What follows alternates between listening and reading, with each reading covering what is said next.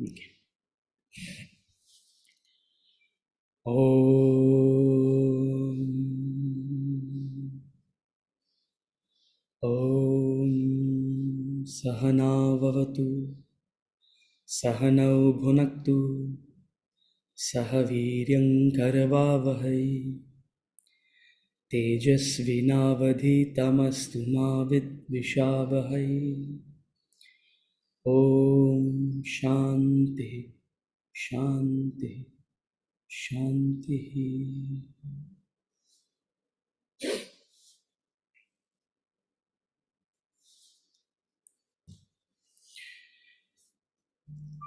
I want to talk a little bit about the occasion that is today, but I want to tie it up with what we're studying. So let's start um, our discussion on the subject that we were covering, and we'll touch upon today's occasion of the Pran Pratishtha. So where were we? Anyone remembers where we were? It's been about 20 days since we met.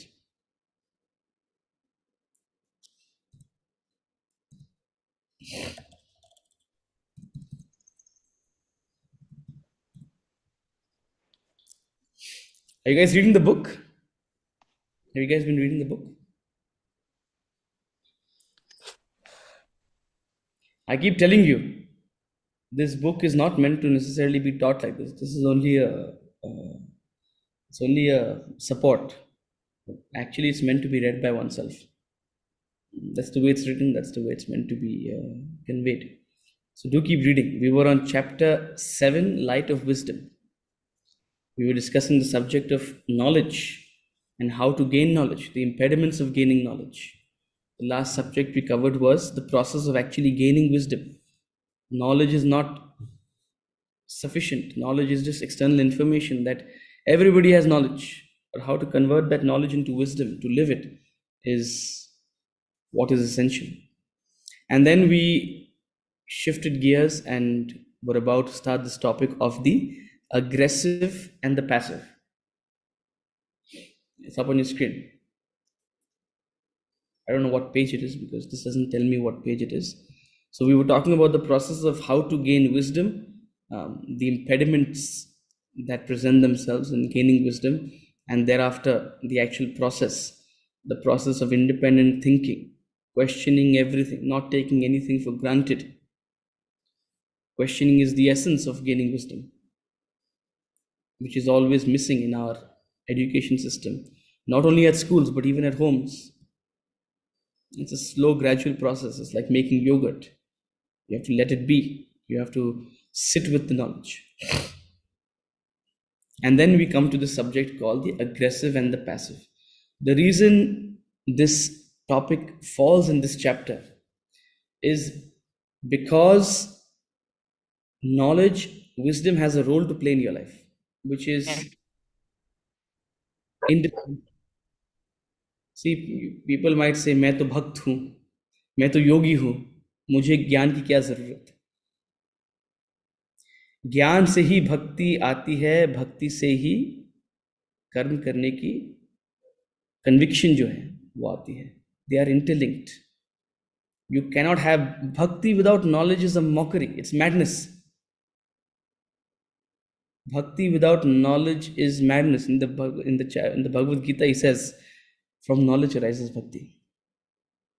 I'm not placing one over the other. Please don't get me wrong.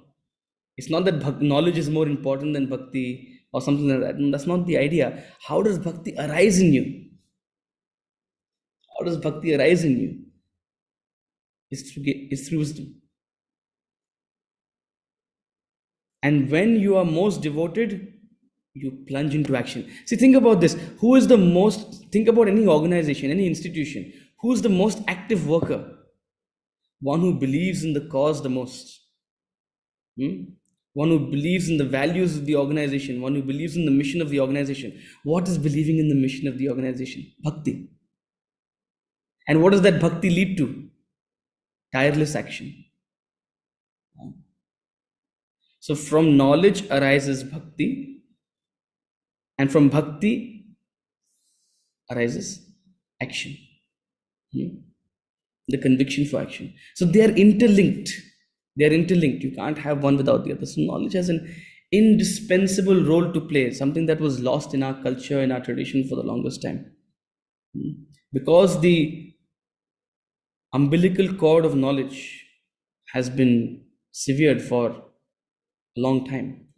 The parampara of transmitting this knowledge has been lost for a period of time.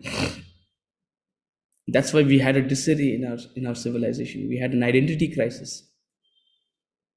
Things are changing. Today is a testament of that.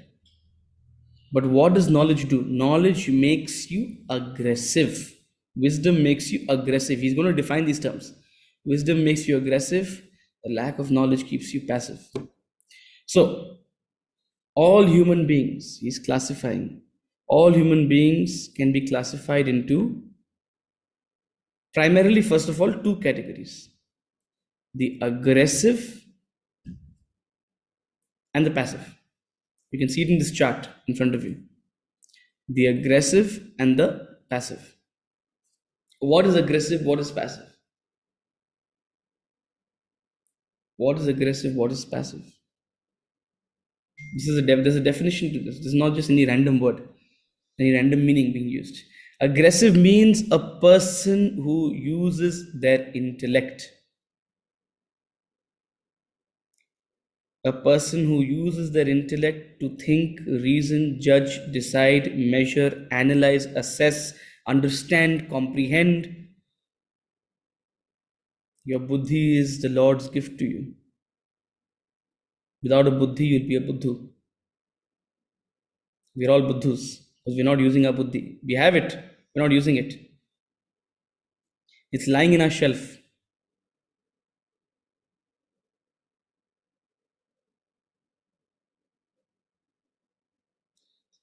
Someone bought the complete works of Swami Parthasarathi. Somebody bought all these books that we're reading by Swamiji, whether it's the Bhagavad Gita or the Vedanta treatise, or he's written many other commentaries in his own books. They all compiled into one thick, fat book called the Complete Works. So I went to someone's house. He's saying, look at my complete works. I have the complete works. When I saw it, it still had the packaging on it. The plastic cover on it. I said, you got the complete works. Wow, but you haven't opened it. Oh. You haven't opened it to read it and study it. That's our buddhi. We've been given it, but we're not using it. A capacity to think, reason, judge, decide. A human alone has a developed buddhi. The rare person uses their buddhi. The rare person uses their buddhi productively.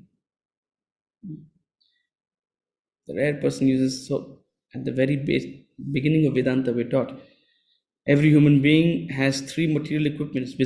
There's a physical body, but beyond this physical body, beyond the skin and flesh and bones, lies two wondrous equipments, non-physical equipments.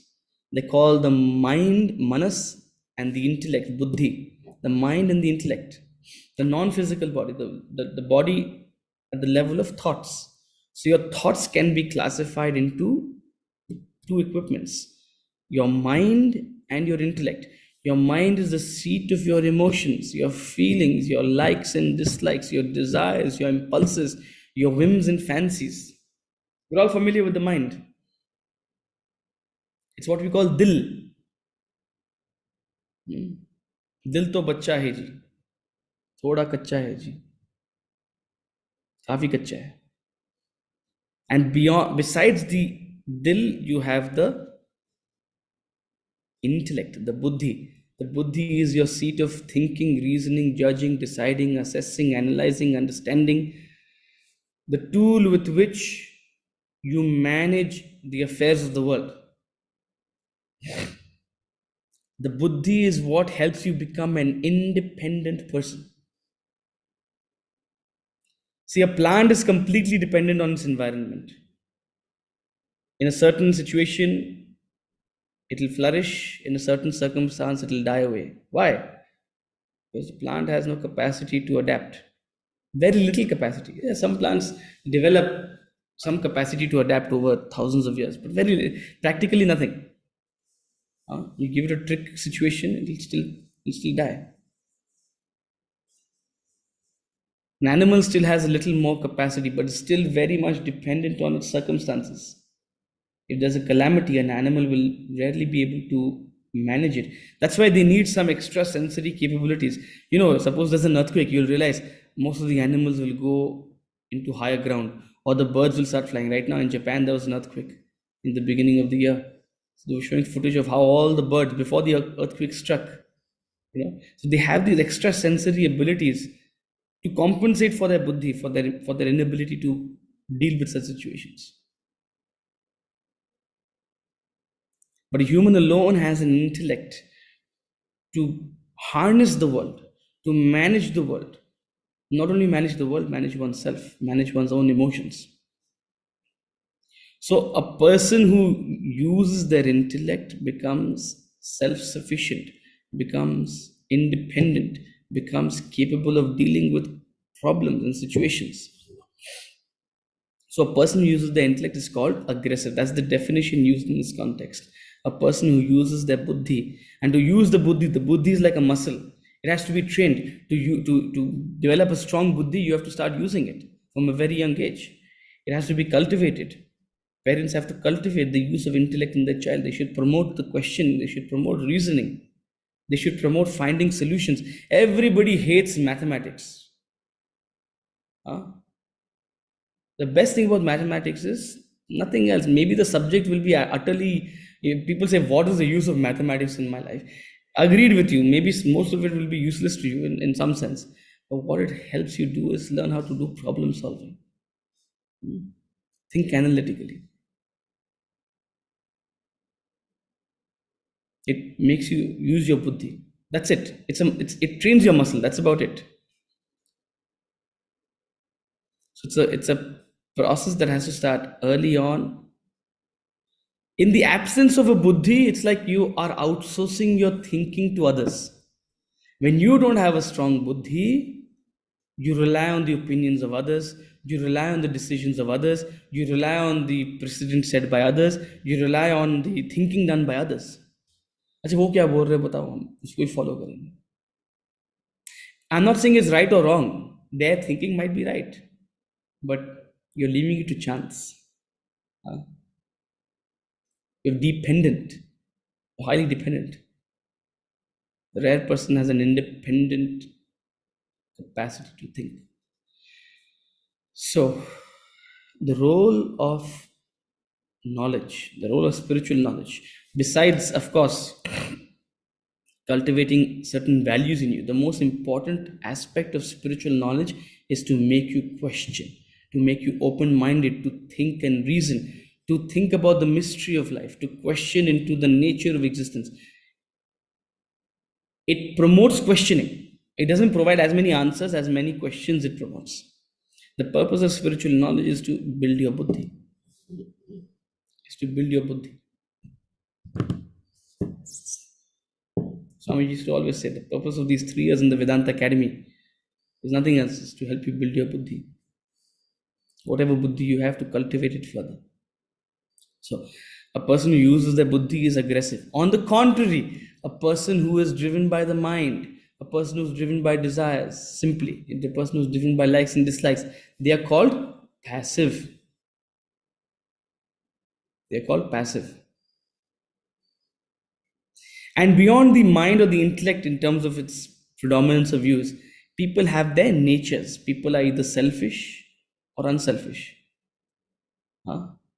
So if you are selfish by nature, you're termed bad in this context. You're termed bad when you are looking at things for your own benefit, when you're looking at situations for your own benefit, when you're willing to some extent, even harm others to do yourself, to fulfill your own wishes. On the contrary, if you're unselfish, if you have a spirit of service and sacrifice, you're termed as good. That's the context in which these terms have been used. So now you have a definition. Now you have a definition for all these terms. Aggressive good means, first of all, a person who uses their buddhi primarily and who is unselfish by nature. This is what aggressive good means. Who lives a life of service and sacrifice, and at the same time is not a doormat, it's someone who's thinking, someone who's assessing and analyzing the situation, someone who's using their buddhi to deal with challenges. You can't be in a position of leadership without being aggressive. Forget spirituality, in any field, in a business, in an organization, you cannot be in any position of leadership without being aggressive. On the contrary, what is aggressive bad? Someone who uses their buddhi, someone who has a sharp buddhi but is selfish by nature. वो भी हो सकता है, उल्टा भी हो सकता है. Not all buddhiman people are good. People commit heinous crimes. There's a lot of planning and execution involved in it. Half the criminals of the world, you'll see they have an IQ of higher than 130. Very sharp people. But there's a khichdi of desires that is turning them from good to bad. That's a different topic altogether. What makes a person bad? We're not criticizing people out here. Please don't get me wrong. It's not that. See, the beauty of this tradition is that it also says the bad are not inherently bad. The bad have been shaped by circumstances and past events, and the bad has a chance to become good. So when we use the term good or bad, don't say okay. It's not a judgment. It's not good means permanently good. Bad means good can turn into bad if they don't retain these values. Bad can turn into good if they cultivate spiritual values, right? So aggressive good, aggressive bad. Similarly, passive good, passive bad. Passive good is what? Someone who is driven by the mind, someone who is driven by emotions, but is good by nature. They're unselfish. Most people fall into this category. Most people, 6 out of 10 people, if you ask me, 6 out of 10 people fall into this category, passive good, or 5 out of 10 people. 5 out of 10 people fall into passive good, 2 out of 10 people fall into passive bad, 1 out of 10 people is aggressive bad, and 1 out of 10 people is, or 2 out of 10 people is aggressive bad, 1 out of 10 people is aggressive good. Most people, most human beings fall into this category of passive good, who are emotional by nature, जो भावुक हैं, but दिल से अच्छे हैं, वो सबका भला चाहते हैं, but they are easily manipulated by someone who is aggressive. And passive bad is someone whose values, whose in some sense their deeper nature is tending towards the selfishness, but also at the same time they are passive. They are easily manipulated. They are driven by the mind. So I've defined, this is what he's going to talk about in this section. He's going to define these things and talk a little further. So let's hear what he has to say and we'll move further. But the 4 definitions are clear: aggressive good, aggressive bad, passive good, passive bad. The aggressive and the passive. The nature of human beings falls under 2 broad classifications: the aggressive and the passive.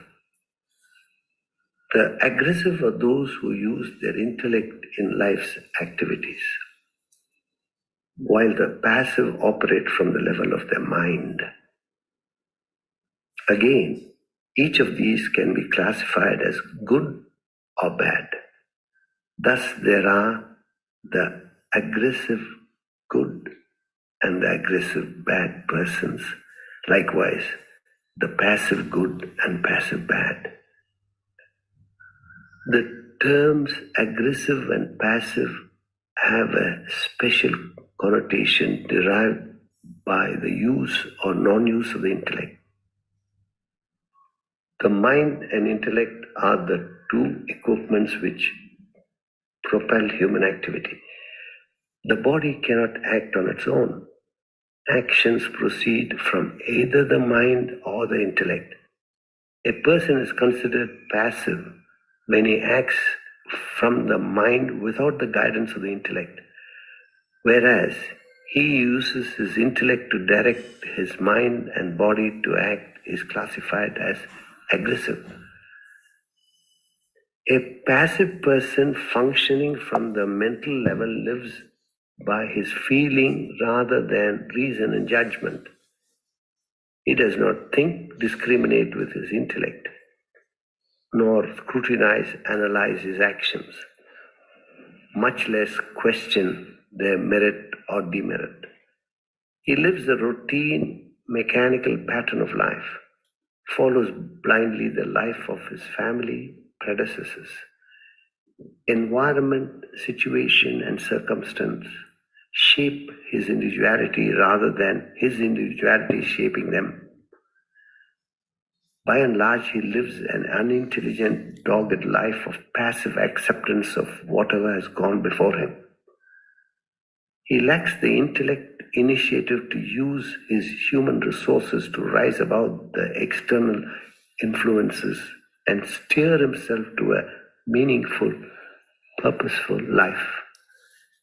Such passivity may lean towards good or bad. A passively bad person leads a wrongful, immoral life without really intending to do so. He does not willfully, guilefully plan and scheme activities to meet his private ends. He does not mean to be bad. He continues to live a wrong way of life, usually inherited from his past. His intellect does not consciously examine the nature of his activity and its repercussion. He is caught up in a mode of living which happens to be bad. So it is with the passively good person. He is involved in a way of life which happens to be good, moral, without even realizing it to be so. He merely leads his life based on good impulses. He does not plan and execute a virtuous way of living. His intellect has not gone through the process of analyzing and determining a right course of life. He carries on unmindful of the repercussion of his action. Such indiscriminate action, however good, may at times prove detrimental to himself and his society. So, the essence of a passive person is they are a product of their environment.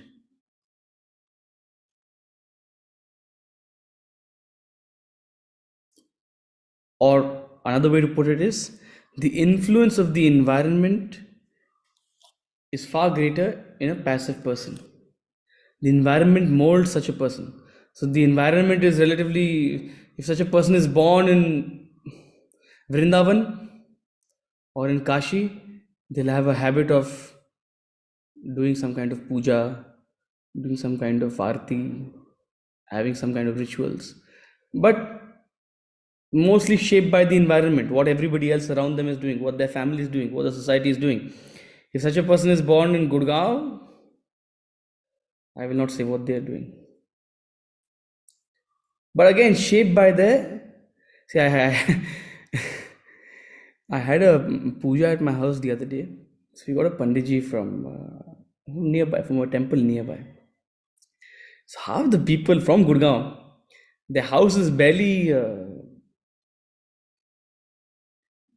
1 or 2 kilometers from this mandir.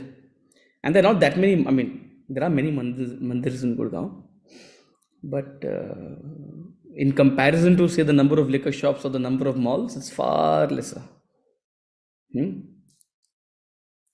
So everybody is asking me, where did you get this Panditji from? I said that Pahadi Mandir. What Pahadi Mandir? The mandir is barely 1.5 kilometers from the house. What Pahadi Mandir? There's a mandir right behind your house. You go out, you'll see it. Point is not advertised with big banners, you know. In Gurgaon, every corner you turn, there's a. Now they're making liquor forts. They're trying to make forts. I don't know why they have to make forts out of liquor. So if you're born in Gurgaon, what will be the environment? If you're born in Vrindavan, what will be the environment? If you are passive, then the environment will have a big impact on your personality, on your choices. If you change the environment, it will have a big impact. Huh?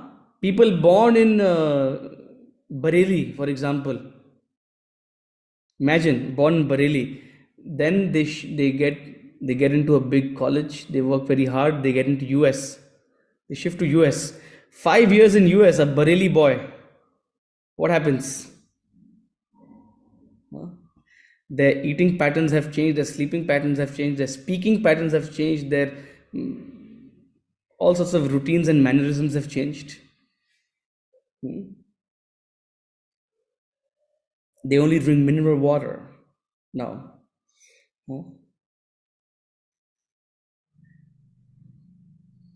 So, the extent to which you are passive by nature, you will simply be molded by the environment. It's called Mahat. Mahat. Mahat means the influence of the environment on you, the influence of the circumstance on you. As a circumstance, so your personality, so your choices, so your beliefs, so your ideas. Everybody is influenced by Mahat, more or less. The extent to which you're passive, the more you will be influenced by Mahat. The extent to which you're aggressive, the less you will be influenced simply by Mahat. You will have your own sense of discretion. You'll have your own discretion. So, what is the aggressive person? The aggressive nature is the opposite of the passive. An aggressively bad person viciously plans and schemes, manipulates and maneuvers immoral, corrupt ways of life for pursuing his selfish motives. He observes no scruples, breaks custom and tradition, rule and regulation, all for his self-centered personal aggrandizement. The aggressive constantly employ their intellect in programming their life, whereas the passive never do so.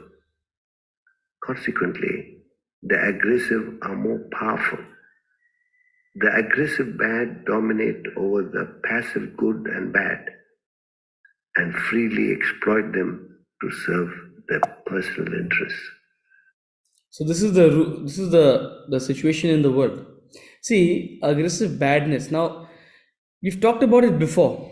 We are both a combination of good and bad. Everybody is a combination. Nobody's 100% good. Nobody's 100% bad. Nobody's 100% unselfish. Nobody 100% selfish.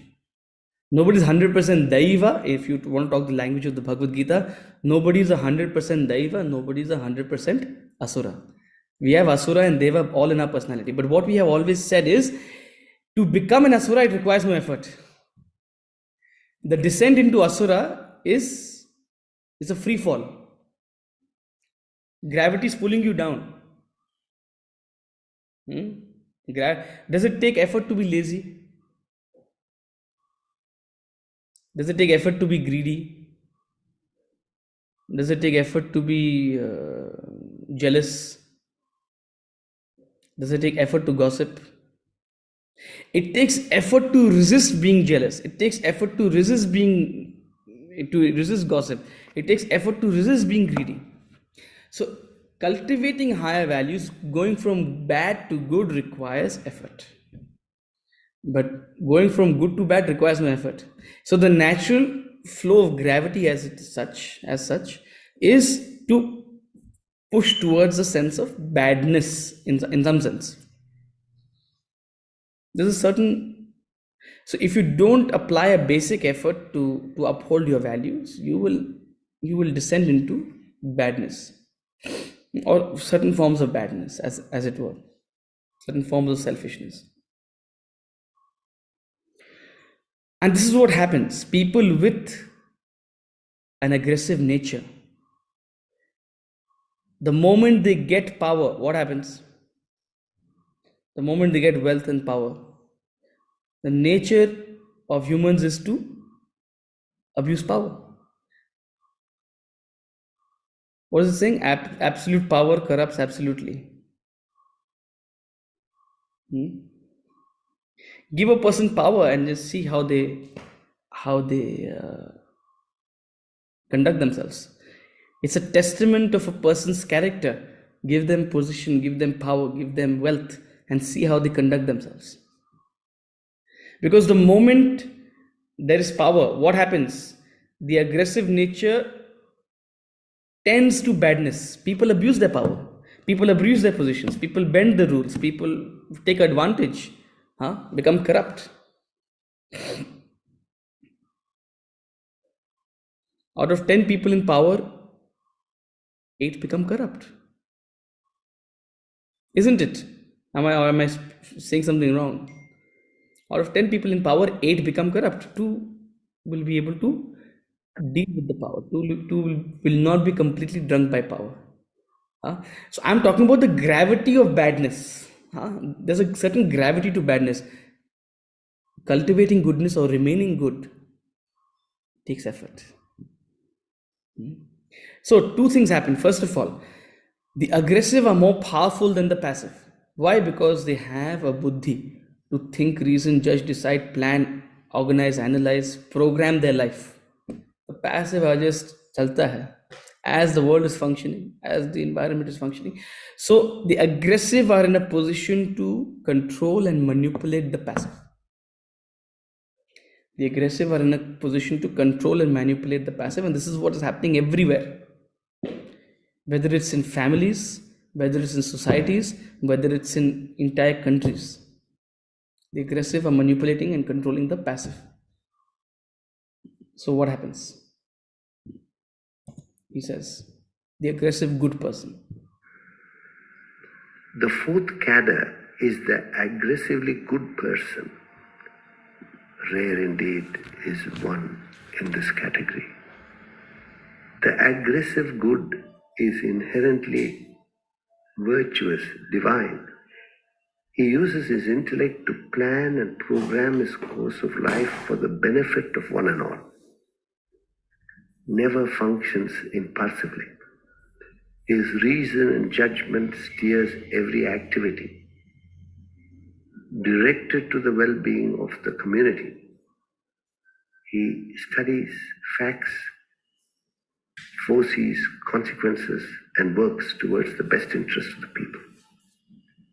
A single aggressively good person can bring about peace and harmony in the community. The proportion of the passive far exceeds the aggressive everywhere.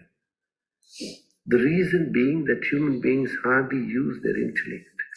They live at the level of their mind and its emotions, feelings, likes and dislikes, and suffer the consequences. They do not care to exert, strive for bettering themselves. The passive are rising in numbers. Among the aggressive, the good are indeed very rare. So the aggressively bad exploit the weakness of the passive good and bad. The passive become victims of the vicious practices of the aggressive bad. This explains why honest suffer while the dishonest prosper. It is the intellect scoring over the mind, a law of human nature. The passive do not realize their weakness, make no attempt to strengthen the intellect. They choose to remain in their mental and emotional frame, get overpowered by those who operate from the level of the intellect, and complain of the world being corrupt. To solve this problem, they must shed their complacency and develop their intellect. Until they fortify themselves, they may need to seek intellectual guidance from others to combat the viciousness of the aggressive bad. Thus must the passive turn into aggressive good to be able to confront and conquer the aggressive bad elements in the society. There is no other way to it. The epic Mahabharata presents a picture of the passive and aggressive natures of human beings. The royal cousins, Pandavas and Kauravas in the epic, represents these two categories. The Pandava princes were distinct in their passive goodness and the Kauravas in their aggressive badness. Consequently, the Pandavas suffered untold humiliation at the hands of the Kaurava prince Duryodhana. He was a clear specimen of aggressive badness. He schemed and planned the destruction of his passively good cousins. The Pandavas sought the guidance of Lord Krishna. Krishna was a personification of aggressive goodness. He employed his intellect effectively to destroy the vicious plans of Duryodhana and the rest. The aggressive good prevailed over the aggressive bad. Krishna relieved the suffering of the Pandavas and resurrected righteousness in the country. So the world goes through cycles of Mahabharats. If you think the Mahabharata is one incident, the Mahabharata is a depiction of cyclical conflicts in the world. And it is always a couple of aggressive bad people manipulating the majority of passive good and bad. And the role is of the aggressive good to come and change the balance. Change the balance. At no point will goodness or badness completely be gone. You cannot have a 100% good world, you cannot have a 100% bad world. Satyug is a state where most people are good, but there are still elements of bad. Kali Yuga is a state where is a time where most people are bad, but still there are some people who are good. So there's no 100% goodness, there's no 100% badness. But these cycles of nature and these changes that happen over periods of time are simply the change in the proportion, the dynamic in a society, in a family, in a country, in the world between goodness and badness. And in every Mahabharata, there arises a Krishna, an aggressive good one who leads the masses, one who shows the way. Now, the purpose of knowledge, the purpose of spiritual edification, the purpose of Vedanta specifically, and one of the reasons why it has survived thousands and thousands of years as a body of knowledge is because it seeks to create aggressive goodness. See, this is not, nobody is born aggressively good. So it's cultivated.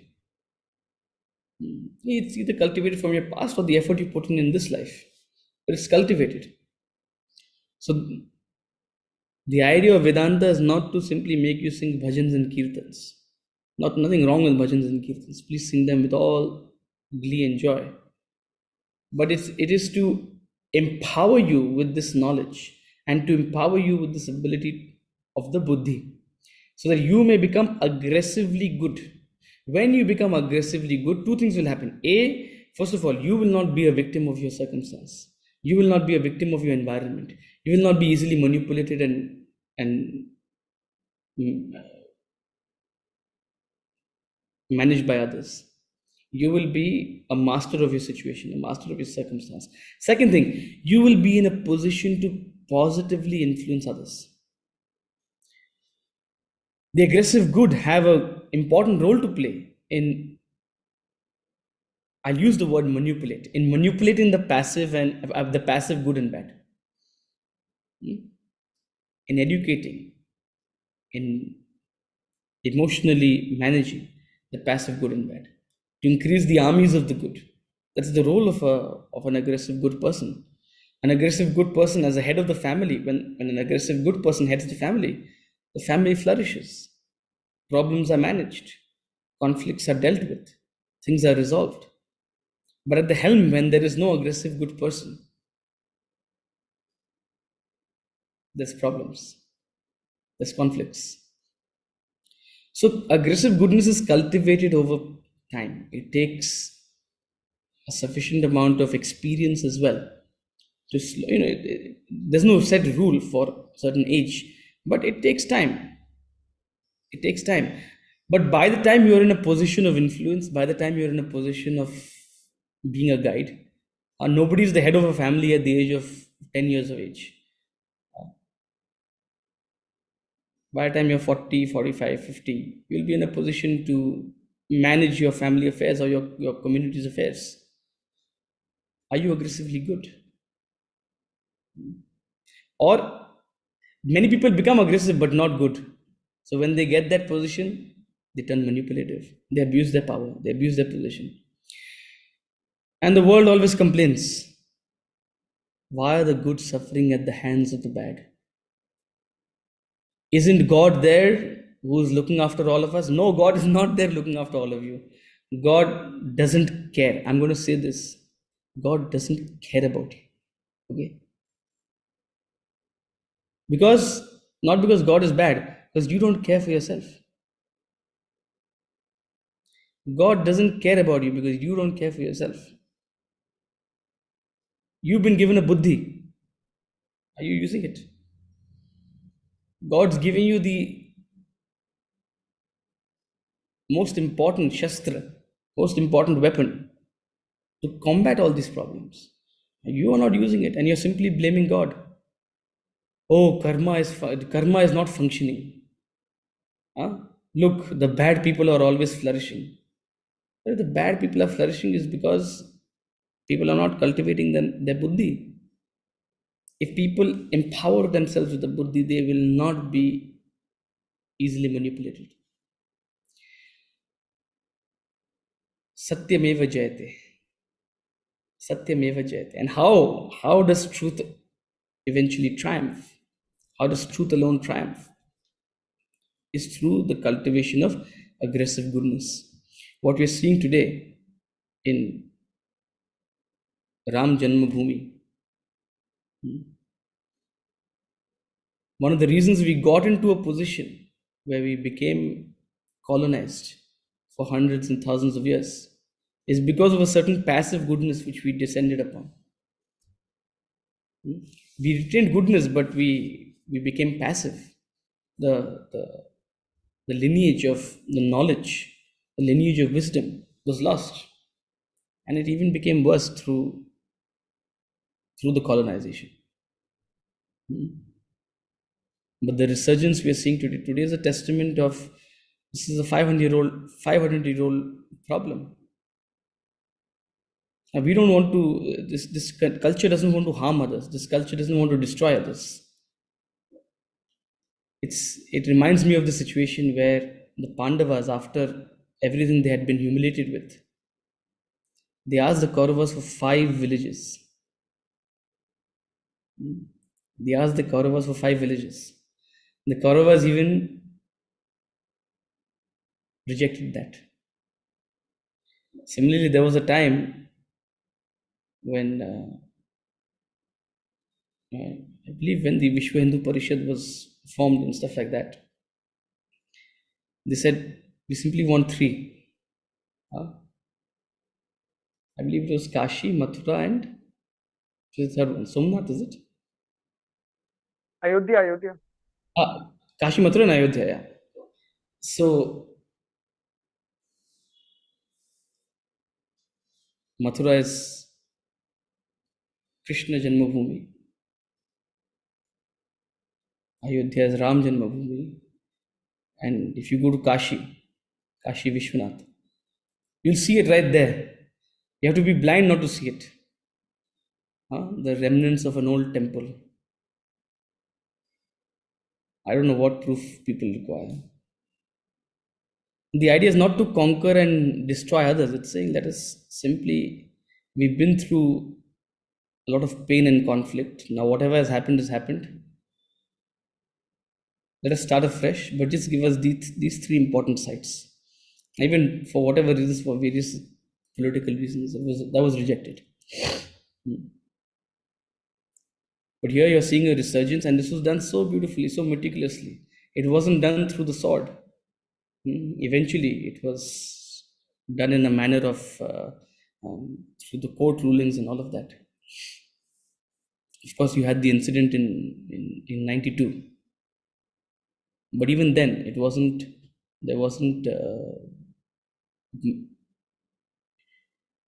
the spirit was ahimsa, minimal injury. Huh? Minimal injury. The spirit of ahimsa wasn't lost. So this is a example of the resurgence of aggressive goodness. And how is it happening? Ultimately, it's happening through a leadership. It's happening through leadership at the top. When there is aggressive goodness, there is a mobilization at the level of the masses. And here the intent is not to hurt or harm others. It's not bad. It's not to destroy others. It's simply to reclaim righteously. So aggressive goodness is alone what will help resolve problems, is what will help manage situations, is what will help you stop being a victim of the world. If you remain passive, you will always be manipulated by others. You will always be taken advantage of. You will always be cheated by others. If you don't cultivate the ability to think, reason, assess. So your intellect, your buddhi is your biggest gift. Your buddhi is your biggest gift. Nothing else. God has taken care of you by making you a human being. See, we were listening to this bhajan in the beginning of class. And it was in the bhajan, it was said that this human form itself is a gift of God. Now, when we say this human form, we don't only mean this physical body. Not only this physical body. More important than merely this physical body is the subtle body that we have been gifted, the buddhi that we have been gifted. So to cultivate it is in our own interest. Otherwise, God will say, you don't care for yourself, why should I care for you? So stop blaming God. Karma functions as it is supposed to function. And yes, the reason we're saying this is because this is a big problem in other religions, specifically Christianity. It's a big problem. Isn't God functioning? Is God dead? Why is there so much suffering in the world? Why are the good suffering at the hands of the bad? Well, this is the reason. Good are suffering at the hands of the bad because the vast majority are passive.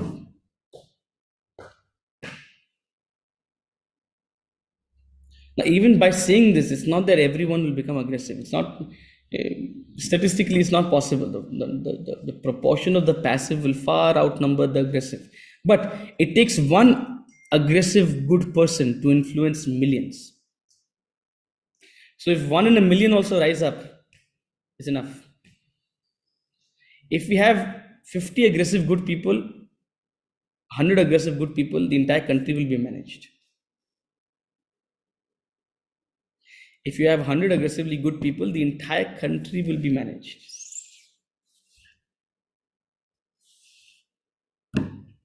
So the role of Vedanta is to make you aggressively good. Cultivate goodness, cultivate the spirit of service and sacrifice, cultivate the spirit of after you, and cultivate aggressiveness. Don't be a morally weak person. Don't be an emotionally driven person. Build your buddhi. And there's a joy in this. There's a joy in this process.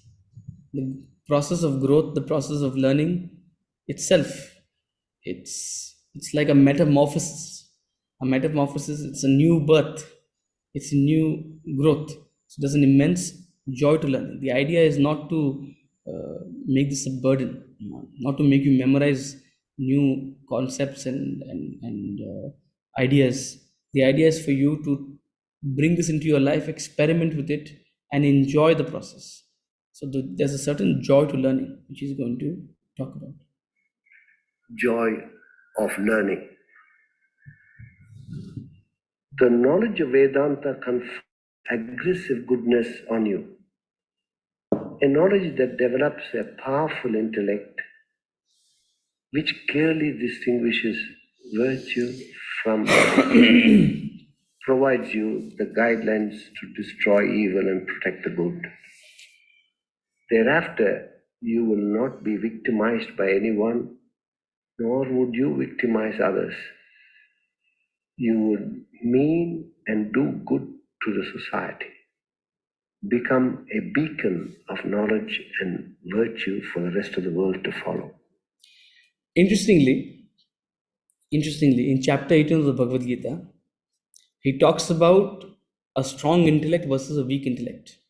We're talking about this concept of buddhi, intellect. Who is a strong intellect? Who is a weak intellect? He uses the term sattvic intellect, rajasic intellect, and tamasic intellect. You can think of it as a good intellect, a mediocre intellect, and a useless intellect. So, a sattvic intellect is one that clearly distinguishes righteous from unrighteous, action from inaction, what ought to be done versus what ought not to be done, what is righteous, what is unrighteous. Clear distinction. So that clarity of thought between what is righteous and what is unrighteous is in a sattvic intellect. A rajasic intellect is one which is confused between what is righteous and what is unrighteous, what is good, what is bad. And a tamasic intellect is one which is convinced about the ulta. A tamasic intellect sees good as bad, bad as good. A tamasic intellect is convinced that there's pleasure in selfishness.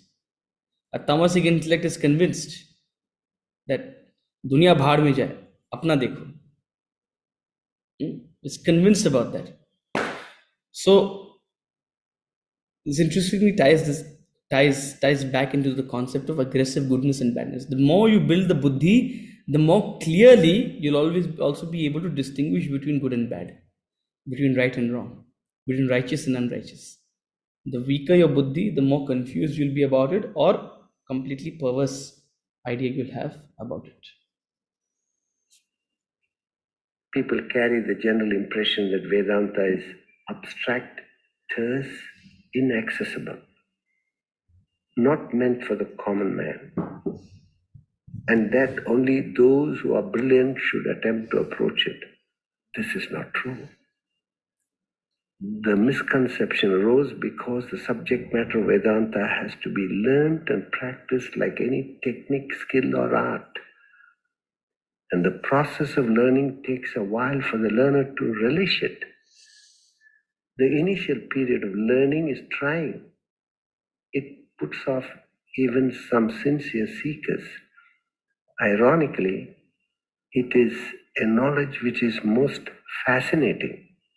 The study of Vedanta in the early hours of the morning becomes most inspiring, an enchanting experience day after day. The knowledge of Vedanta is best grasped between 4 a.m. and 6 a.m. If impractical, you may choose a time as close to it as possible. The knowledge has to be taken in regulated doses. Approach it as you would any scientific knowledge. Study and reflect daily upon the truths therein. Do not proceed further until you have absorbed the portion already covered. Thus, through systematic study and reflection, you gain the light of wisdom, a light that will guide you towards spiritual enlightenment. So take this process slowly, gradually. It's meant to be enjoyed, it's meant to be relished. In the beginning, it may appear like a tall mountain to climb, but the idea is to progress gradually. And you will not become a Christ overnight. In fact, you'll see bigger and bigger imperfections in you. The more you study this, the bigger faults you'll be able to see in you. The idea is not to get disheartened by that. You're just becoming more and more conscious of dirt. You're becoming more and more conscious of that, and that consciousness will only help you clean your room, clean the room of your mind further and further. So don't worry and don't stress and don't have absurd expectations of yourself that you'll become a Christ overnight. Relish this process, enjoy this process. Stains that have taken lifetimes to embed themselves in your personality will take a certain amount of time to remove. So be consistent in it, take it in regulated doses and on a consistent basis, and there will certainly be a rehabilitation of your personality. That's a guarantee of the Lord himself. So enjoy this process. That's the idea. There should be a joy in this learning, and there is indeed a joy in this learning. So with that thought, we'll conclude today. I don't want to start the next chapter, but just to conclude, the powerhouse of Vedanta, the biggest contribution of Vedanta is in the wisdom it imparts. It's for you to cultivate this wisdom. It's for you to take in the knowledge that it provides and absorb it, assimilate it, to turn you into an aggressive good person, to turn you into a person who is a beacon for others to follow, one who can manage themselves. If you're able to manage yourself, that itself is the biggest service to the world. You don't have to manage big things. There are big organizations and hospitals and this and that. Just manage yourself. That itself is a big service to the world. And that capacity, at least, Vedanta provides you. So with that thought, we'll conclude today. I'm happy to take up any questions. जय Shri Ram. Jai. बहुत अच्छा lecture था। बहुत with all due respect to the master, I would like to say the word aggressive is on the negative word. It's all right that we have to be aggressive. देखिए, आज हम राम का जन्म की प्रस्थान कर रहे हैं, जो भी कर रहे हैं। Ram was a model in the country as a मर्यादा पुरुषोत्तम. He was a king. हमारे को ये जो उन्होंने जो मर्यादा दी है, उसके हिसाब से देखिए कि he was not aggressive, but he was at the same time रामबाण, आप एक वर्ड यूज करते हैं, he was so accurate in everything what he was doing. तो अग्रेसिव वर्ड जो है थोड़ा सा नेगेटिव रहता है, ये तो मैं मानता हूं। लेकिन ठीक है, हम जब भगवान कृष्ण जो थे वो भी क्या थे, he was not very aggressive. He was on the right path. सात्विक थे वो। सात्विक is good. Good is very good. Bad is bad. Good की अपनी ही क्वालिटी है कि भाई वो हमेशा गुड ही रहता है। तो हमारे जितने भी हमारे दर्शक, हमारे जो हम हमारे इंडिया में जितने भी हुए हैं, सब राजा ही हुए हैं। राम राज भी था, कृष्ण भी एक राजा ही थे, एक तरह थे। जितने भी थे सब राजा ही थे। उन्होंने अपना सब कुछ छोड़ छाड़ के किया था। तो दे रियलाइज कि जो गुडनेस है अग्रेसिवनेस से नहीं आती। दूसरे रिलीजन को देख लीजिए, अब मुस्लिम रिलीजन को by aggression only they have followed, Christianity also by aggression they are following. So let's come back out here. I understand your perspective. I understand your see the thing is between denotation and connotation. So as they say, grammar is the grave of language. अगर हम grammatically correct होना चाहें, हम अगर connotation को भूल जाए, then we can argue with the semantics forever, which is why हमने क्लास के शुरुआत में बड़ी क्लैरिटी से डिफाइन किया अग्रेसिव का मतलब क्या होता है। बिकॉज यस, एक कॉन्टेक्स्ट से अग्रेसिव हो सकता है एक पागलपंती। हाँ, पागलपंती भी अग्रेशन होती है। So that's not what we mean. In fact aggressive goodness में बहुत पेशेंस चाहिए, अग्रेसिव गुडनेस में बहुत प्लानिंग चाहिए, अग्रेसिव गुडनेस में सोच समझ के एक्ट करना पड़ता है किस सिचुएशन में। अग्रेसिव गुडनेस में एम्पैथी चाहिए। So I'll just give an example. हाँ, Lord Krishna was aggressive good and Yudhishthir was passive good. That is indeed. the best example which we need to understand. So we Hindus don't understand some words of English. तो aggressive का real मतलब क्या, aggressive आते ही हम उसको negative सोचने लग जाते हैं. 99 people will think that way what Onji is saying. Even I used to think the same way. Then when somebody explained me about this aggressive good of Krishna and passive good of Yudhishthir, then I understood what really aggressive means. Aggressive means that you have to stand for rightness. आपको खड़ा होना होगा सही के लिए. युधिष्ठिर कभी खड़े नहीं हुए सही के लिए, और कृष्ण भगवान हमेशा सही के लिए खड़े हुए, हमेशा उन्होंने अग्रेसिव का सामना किया. मतलब है अपने बुद्धि का इस्तेमाल कर. Sure, absolute. That's the first and foremost definite. So, Omji, if you find a better word, please let me know. सात्विक है ना? देखिए, It's a balance. It is balancing of the both. find me an English word for it. Okay. Again, sattvic, a passive person can also be sattvic. Okay. Yudhishthir was sattvic. Yes, in a holistic sense, absolutely, I agree with you. Sattva encapsulates aggressiveness. I agree with you. Okay, find me an English word. If I find me an English word, I will write to Swamiji. Here is a recommendation of Omji. Kindly consider if you would want to change. Because these are semantics. अगर आप वेदांत treatise पढ़ोगे ना sir, 1980 की addition पढ़ोगे, ये एकदम ऐसे नहीं दिखती है. आइडिया सेम है, नॉलेज सेम है, but words are completely different because different people are appealing to a different language. So it's important we don't get stuck in the language. The reason we are talking about a simple 2 pages for half an hour, 45 minutes is because we don't want to get stuck in the words. We want to talk about the ideas behind them. Anyway, yes, Prachi, you had a question.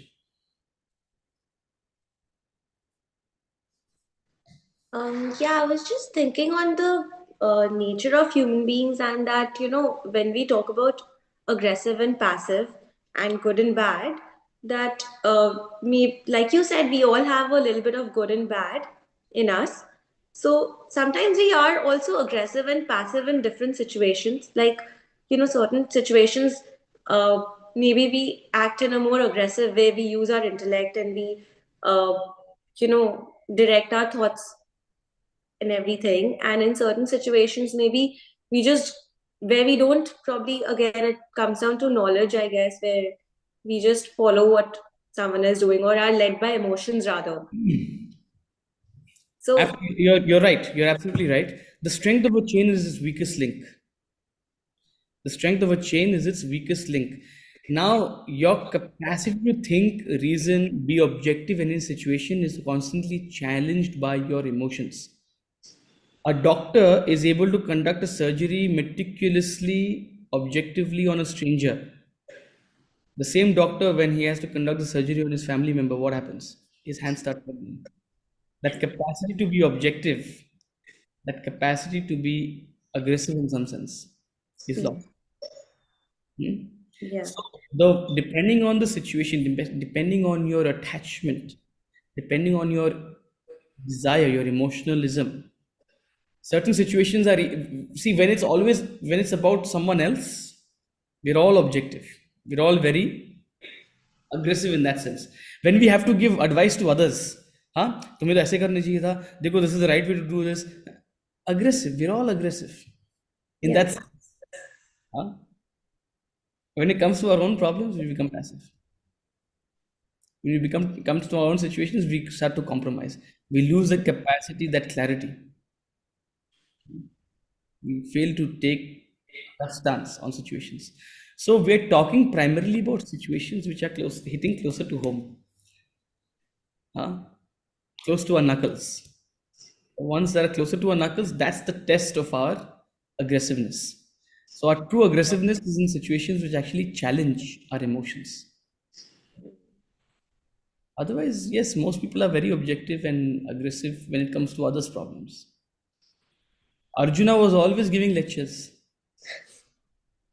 When it came to his own problem, he turned out to be the most passive of all. उत्सव जी, जो जितने भी हम वाक्य बड़े लोगों से सुनते हैं, they are mostly seeds of wisdom now seed क्या करता है? उस दिन आपने बोला था कि सॉइल में पानी होता है, black cotton soil, red soil and all that. Seed में इतनी शक्ति होती है कि वो फाड़ के इवन रॉक को भी तोड़ देता है। सीड में ये पावर होती है। अब उसको अग्रेसिवनेस बोलिए या क्या बोलेंगे आप, कुछ भी बोलेंगे, लेकिन उसमें पावर है। जो थॉट है आपने दिया है, कोई भी थॉट हो, अच्छा हो, अगर वो दिल में लग जाए, और कितनी देर में वो उपजेगा वो अलग बात है, लेकिन सीड तो सीड ही है। जब वो जमीन में जाके वो, देखिए, एक सीड कई कई आपके घरों में देखिए कि पीपल के पेड़ छत पे भी उगे हुए होते हैं। अब वो कैसे है? पीपल के जो बीज होता है वो कमाल का है कि रॉक को भी फाड़ देता है Right. और निकल जाता है, और तो उसके बाद वो अपने आप ही फैलता है। तो कहने का मतलब ये है कि जितने भी थॉट्स हैं, अगर अच्छे हों, जैसे उसका बीज वगैरह उनका डाला जाए, दिमाग में डाला जाए, तो उसकी जब जब जो विकसित होता है तो एक बहुत बड़ा पेड़ बन जाता है और वो फल देता है। Indeed. यही मैं कहना चाहता हूं कि उसमें अपनी ही शक्ति होती है। Indeed. अग्रेसिवनेस नहीं कह सकते उसको, उसमें अपनी ही शक्ति होती है। I totally agree with you, Ramji. अपनी शक्ति. Absolutely. It's contagious, as they say. Okay. Any further questions? Yes, Prachi. Yes, just following on from Prachi's train of thought, uh, like we were discussing in your own situations, one sometimes tends to become passive, right? So it might seem like you are acting with less intellect or not using your intellect completely. People tend to compromise or just take the path of least resistance as a strategy, or maybe as a strategy, maybe because it's easier to execute. So, how do we discern that, okay, where do I take the toughest action, or where do I, take the path of least resistance? I mean, I sometimes think it might. aggressive doesn't necessarily mean breaking all resistance and being, in fact, sometimes taking the path of least resistance is also aggressive goodness. Think about the situation today, Ram Janmabhoomi itself. What was the path of least resistance was taken? It went through a certain litigation process which took 30 odd years. It is a path of least resistance. 500 साल का सफर है ये। 500 Archaeologically, things were proven earlier. Those facts were subdued for whatever reasons, So, understanding that taking any of the other path may have unnecessary consequences which you may not be able to manage. That's also scheming. That's also understanding, analyzing the situation. So therefore, you choose. In fact, if you ask me, an aggressive good person takes 98% of the time takes the path of least resistance, but also a path that is effective. So it has to be combined. Least resistance doesn't mean simply compromising on your approach. Without compromising on your end goal, something that progresses towards your end goal, but also has the least unnecessary outcomes. Because you understand that emotional people will only understand emotion. They won't understand the judgment of a court. Or they won't understand knowledge. You can't explain to emotional people. So if you want to manage emotional people, you have to present things in a certain way. You have to manage that at the emotional level with emotion, right? So that's an art. So aggressive doesn't mean showing aggression. Aggressive means employing your buddhi to analyze and assess the situation and choosing the best course of action with least collateral damage, with least resistance, with least. See, what is ahimsa? Ahimsa is also, in any conflict, both people will always think they're right. Ahimsa is following a path where both understand, both are placated to some extent, and nobody feels wronged. Even if someone doesn't get their way, but at the same time they understand, ठीक है. There's a reconciliation that is reached.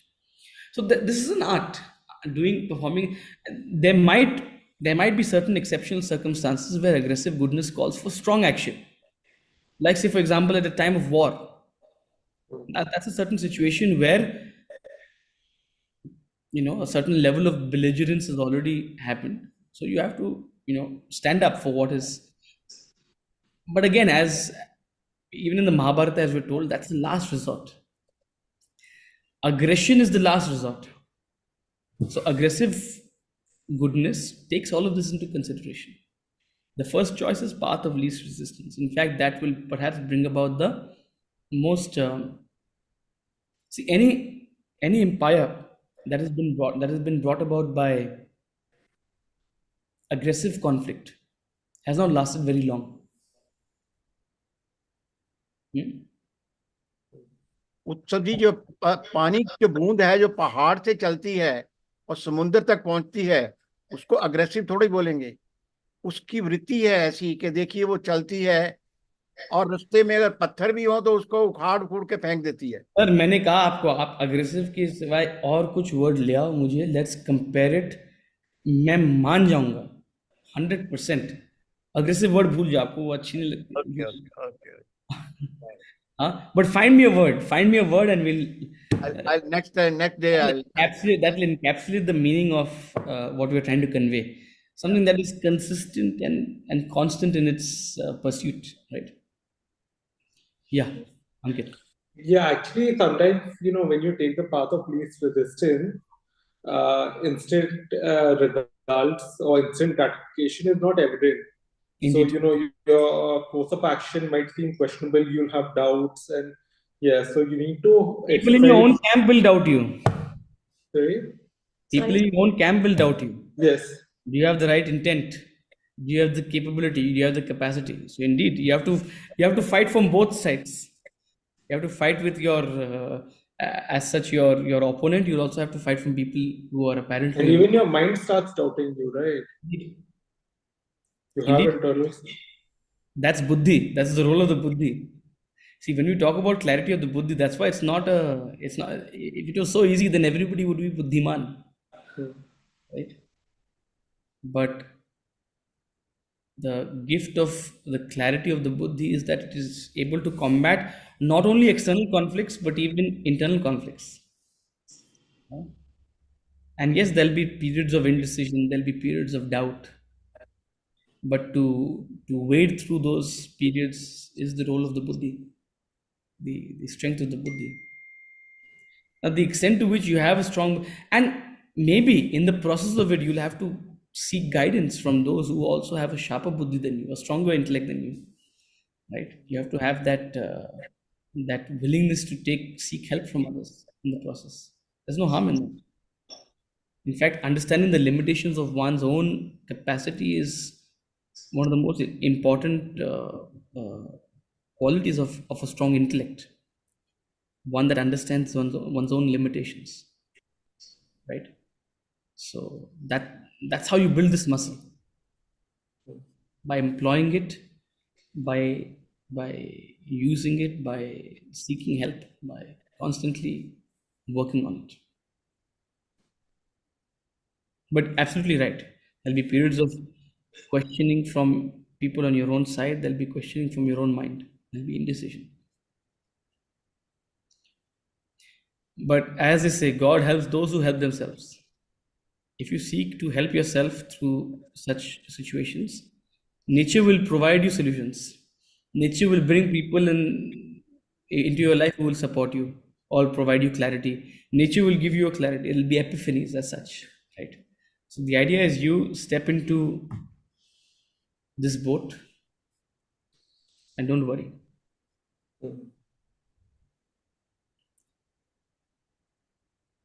Thank you.